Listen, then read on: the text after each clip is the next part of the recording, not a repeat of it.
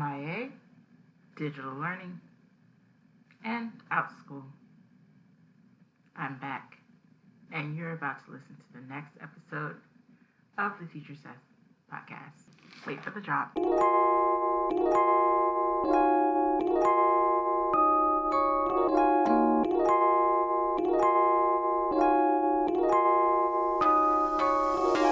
All right, everybody, and it feels good to be back. This is Seth of the Teacher Says podcast. It's been a long minute, and I'm keeping my fingers crossed that the audio sounds great because I have my nice microphone, for lack of better terminology, put away for the time being. I had a breakdown and purchase another computer because the one I love so much that I have been doing all of my recording for this podcast on finally went kaput. Like, I took it to the computer repair guy and he told me it needed another hard drive. The hard drive was damaged. I'm like, why? I never dropped it. And he's like, it just comes with time.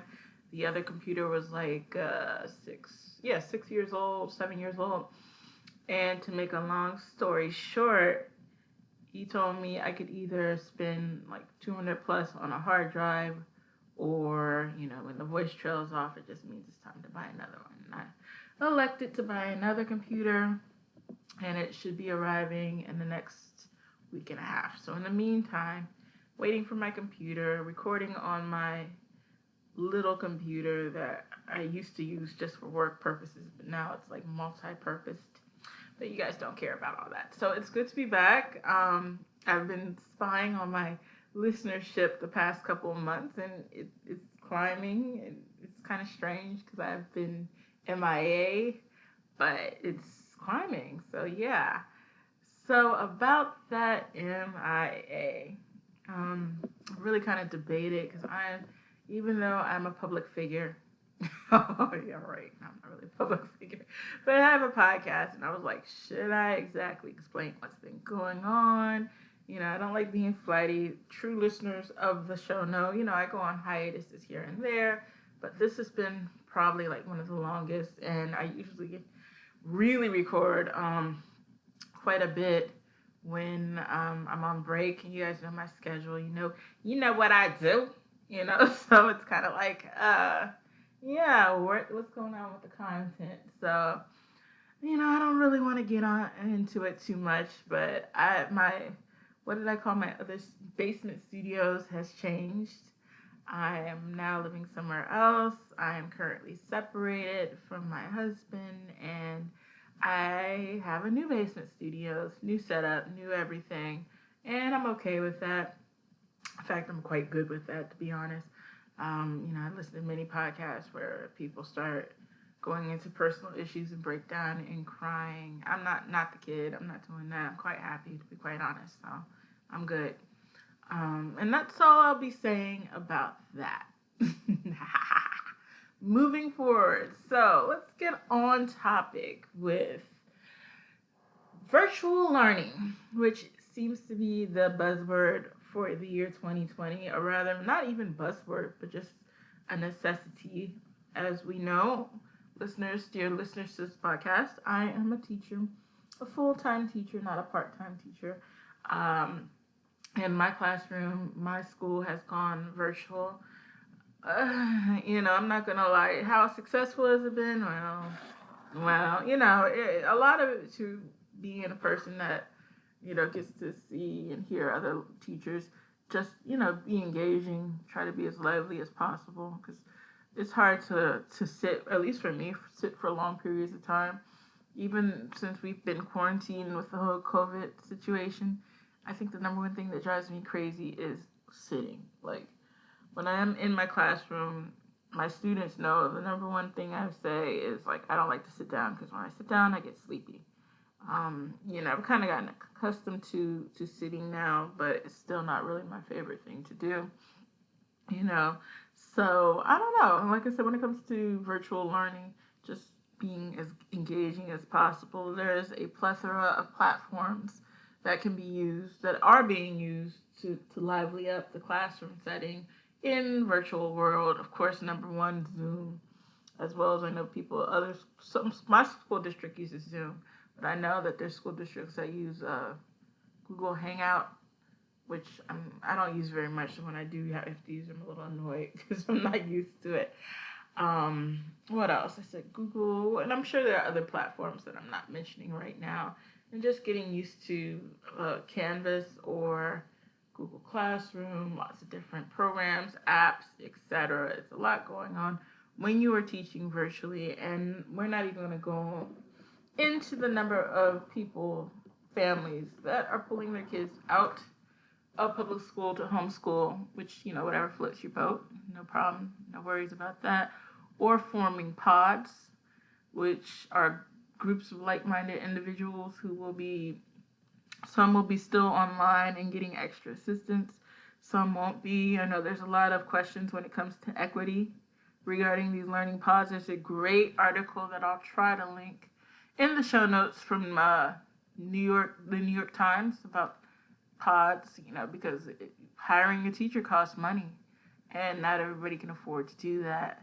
And even me as a teacher, I kind of look at it as two entities when we're talking about the haves and the have-nots, like the people who are in the have-not category.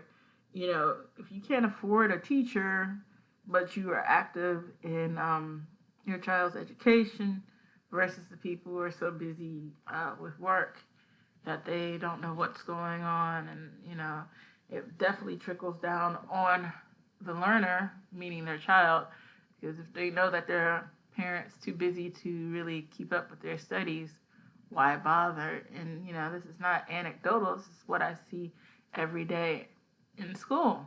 Now, fortunately, most parents do make some type of attempt to keep up with what's going on with their child's education.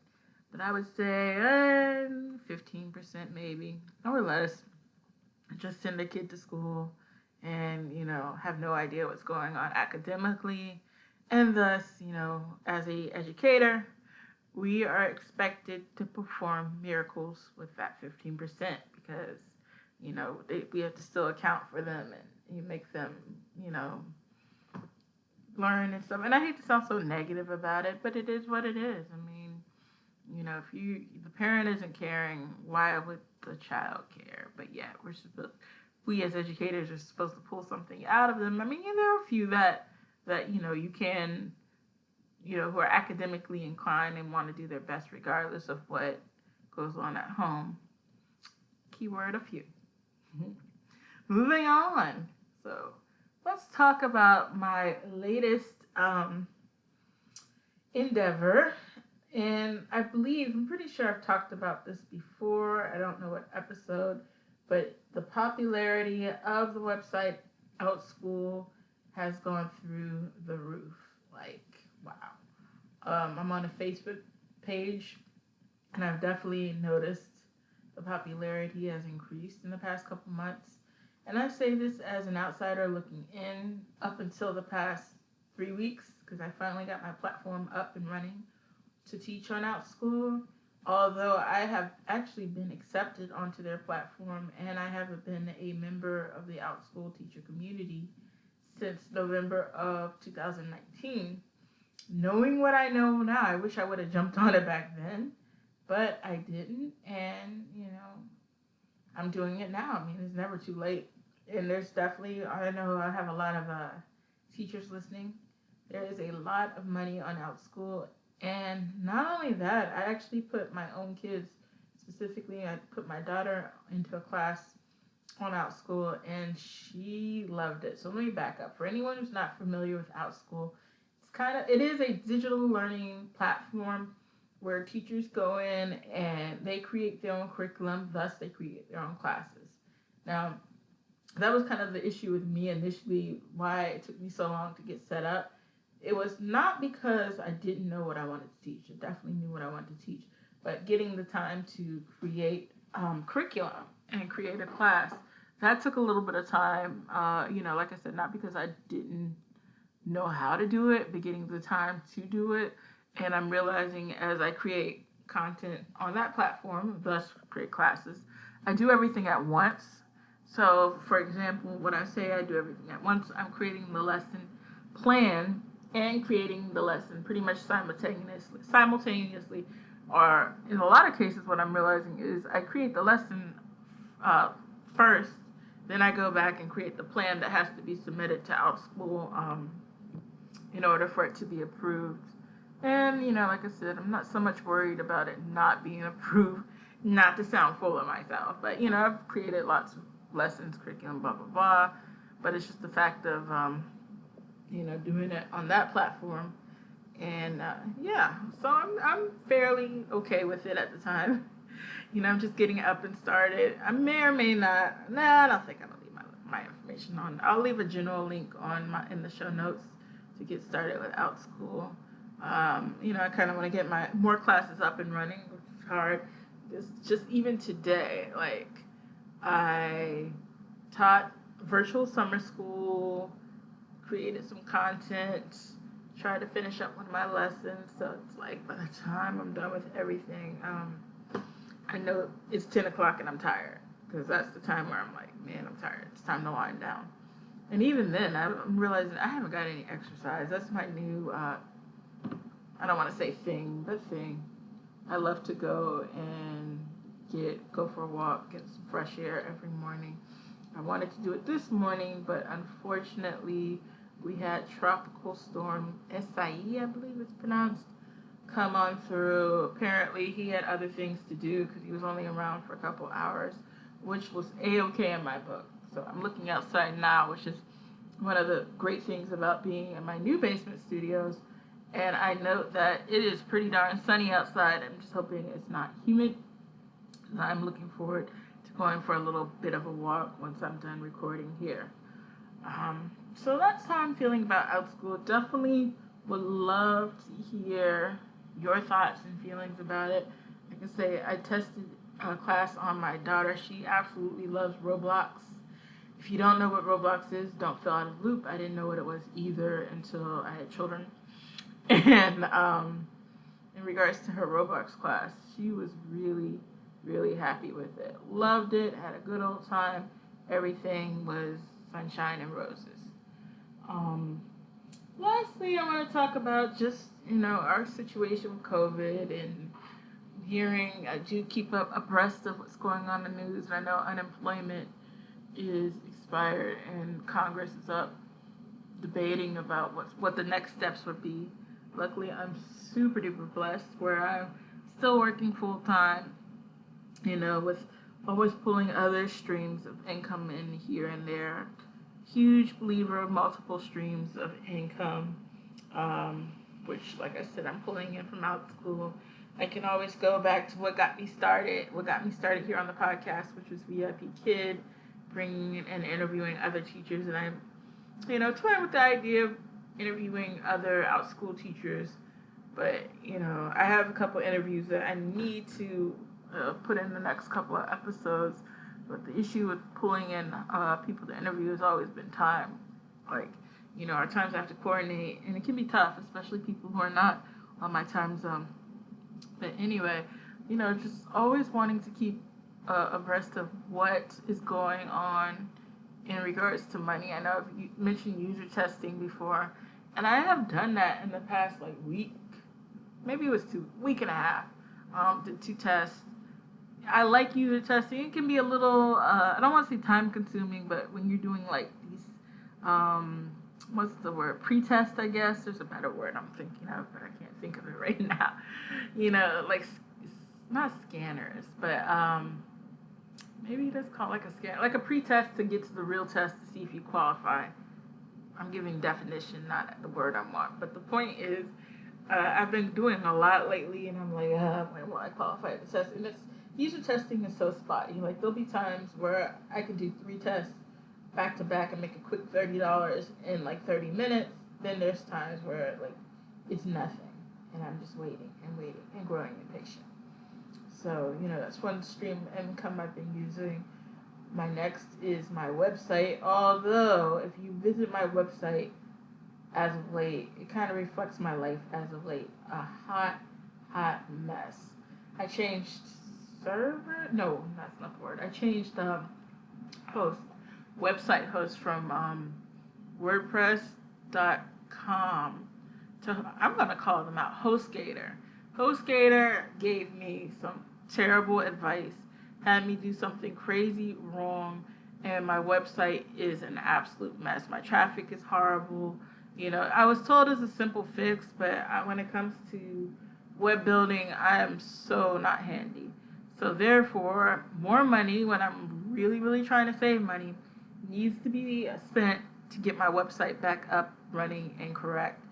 So when you see it up, running, and correct, that means I'm in a position to pay for it. I don't think it's going to be expensive, but right now, with my current situation, I'm being extremely frugal, with what needs to be spent and whatnot. Like, I ended up saving quite a bit of money on cable because I finally did what I wanted to do for years, cut the cord, and I really lucked up when I found out my local cable company, which is Verizon Fios, offered teachers a discount, monthly discount. So I went ahead and did what needed to be done in order to get that, and I was like, hooray!